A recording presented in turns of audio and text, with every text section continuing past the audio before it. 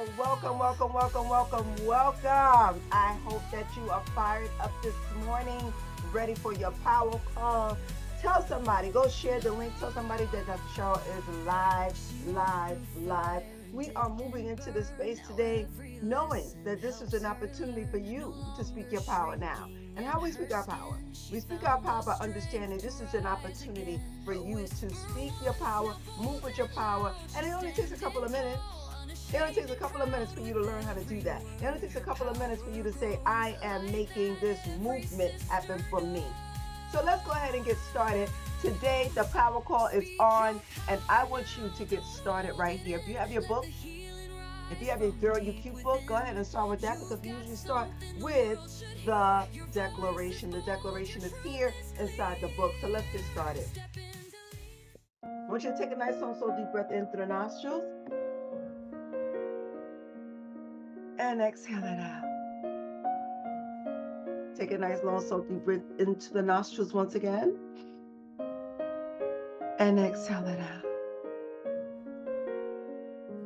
Today, I reclaim my power of purpose. Today, I declare that I have unshakable faith and confidence in my uniqueness. Today, I declare that I will not live in fear, but with power, love, and a sound mind. Today, I declare that I always communicate with words to empower myself and others. Today, I declare that I always honor myself by living in the present and living powerfully in each moment. Amen and Ashe. What I want to ask you right now, the opportunity is here. Speaking your power is a choice. Speaking your power is understanding that who I am in this space is understanding that this is an opportunity for me to use my voice. Now, if you don't know who I am, Dr. Cheryl Clarke, and I double. This is not therapy. This is psychoeducation for you to understand about what that powerful tool that we have, you may not have been using. And I want you to realize that your voice is a tool. Your voice is power. So on today's call, I always have a theme. I always talk about something that will empower you for the day. So I want to talk about something called the silent epidemic. Dr. Cheryl, what is that? It's how cultural silencing is hides in plain sight. We learn silence for safety, but it's time for you to speak with your power. And I want you to speak from a space of understanding. This is an opportunity now to learn how to speak with your power. Now, I want to talk a little bit about what I know about this space. Now, I've seen a lot of couples, there are a lot of individuals over time. And what I realize is that a lot of us are waiting for someone else's turn. Maybe in a class, maybe we learned this early, maybe in a classroom, maybe churches, workplaces, whatever it is. And maybe you learn what it was for you to be quiet. It was just better for you to be quiet. It was just safety there for you to be quiet. And what I want to give you right now is an opportunity for you to move into this space of understanding your true voice. And your voice is something that you don't have to silence, you don't have to push down. You can begin to speak, you can begin to move in your power. Now, let me talk about a person that I think that is very significant with what I'm about to talk about here today. Maya Angelou, a voice that after she's been silenced for so many years, rose out of her silence. Now, if you don't know the story about Maya Angelou, I want you to go look it up. When she was young, she was a black girl, but she was very bright. She was known for having full of something that she was just bright, but she was quiet. Well, at 7 years old, she experienced a traumatic event. I want you to hear me a little bit here.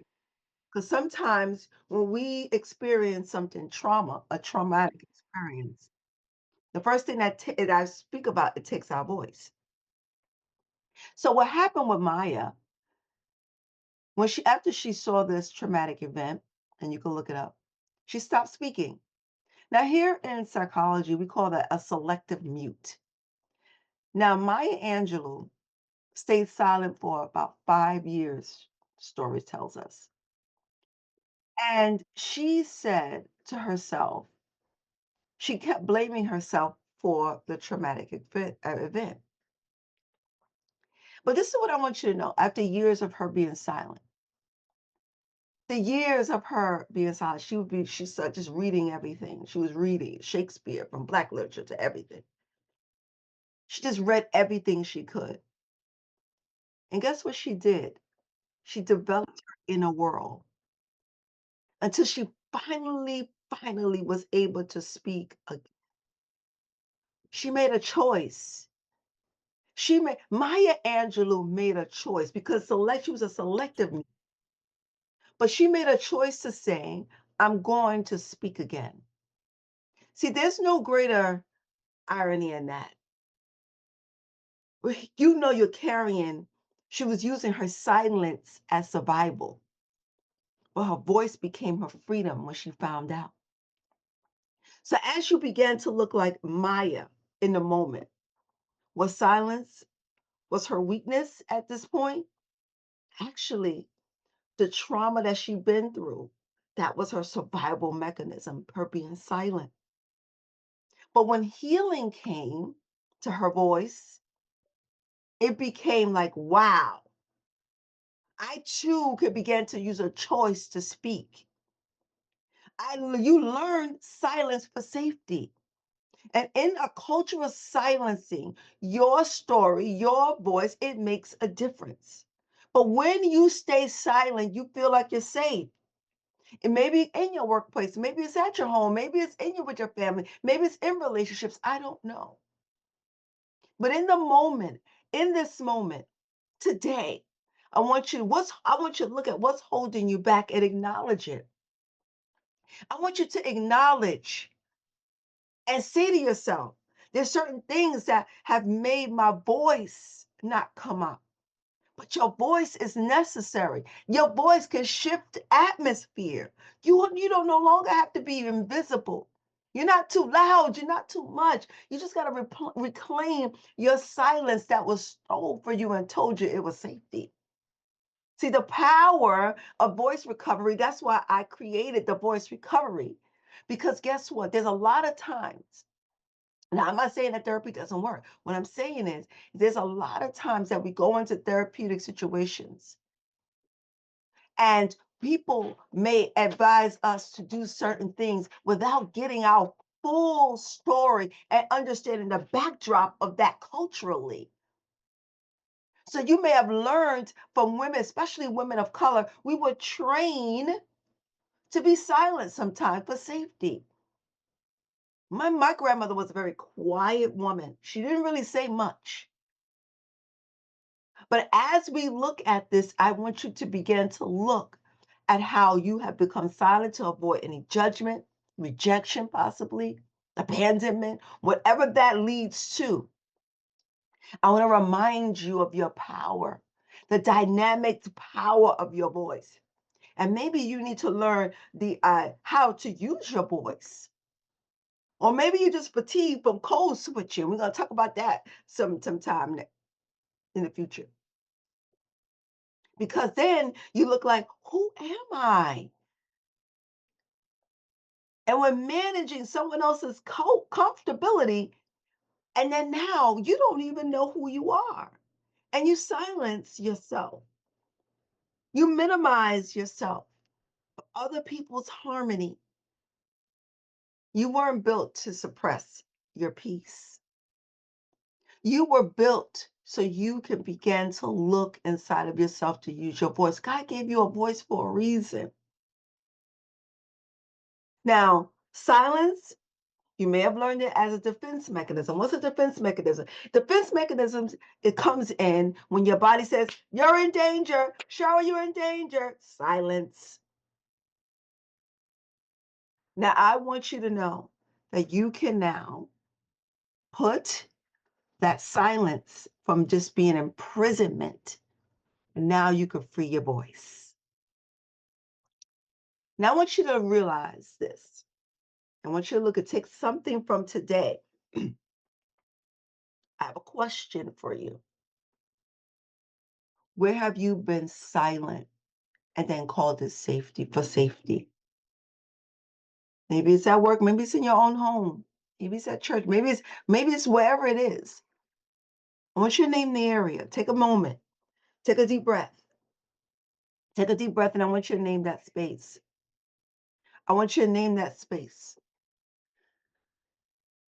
Name that space where you may be silent at. Take a moment. Is it in your workplace? Is it in your house? Maybe it's getting together with family. You know, the holidays may be coming. You have a lot of anxiety around that. Where is it? Where is that space? Now, after you do that, I want you to write them down or whisper them. Or writing is effective. And I want you to name the area.